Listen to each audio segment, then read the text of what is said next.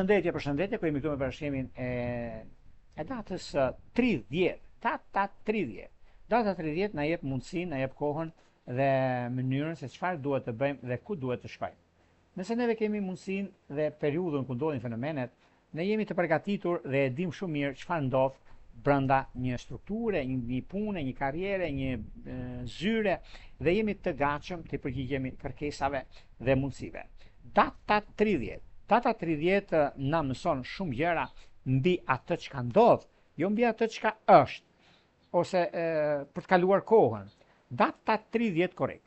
Pas hënës së plotë në ujor dhe bashkimi i diellit në Jupiterin, dita e sotme është një ditë mjaft ndikuese sepse kuptojmë çfarë doli në dritë, çfarë u tha, çfarë u ndje, çfarë u menaxhua e kështu me radhë. Energjia e djeshme nuk zhduket menjëherë. Ajo vazhdon të ndihet në marrëdhënie publike, në karrierë, në dashuri, në familje. Dita kërkon maturi sepse pas një ndikimi më të madh emocional dhe lodhje, kjo do të thotë ndikime shumë të mira tani e tutje.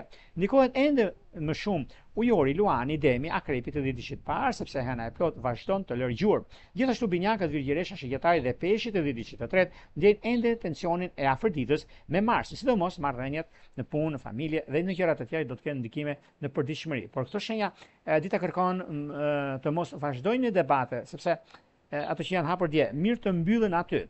Dita është e mirë për të analizuar çfarë ndodhi për të qetësuar situatën, për bisedat a ndryshime të mëdha.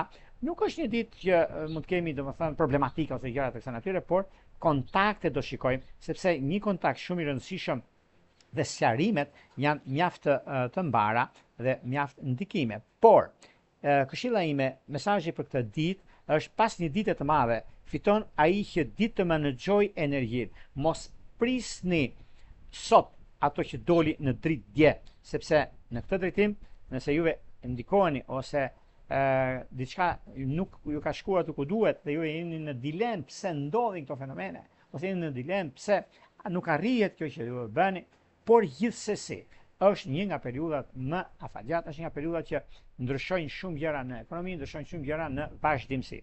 E përgjithshmja, kjo ditë na mëson shumë gjëra, por duhet jemi të kujdesshëm nëse mundemi të jemi, sepse dita e njëjtë është një ditë që vërtet simbolizon shumë gjëra dhe starton në anën tjetër të ekonomisë, por dhe të marrjeve të vazhdimësisë dhe të korrektsisë.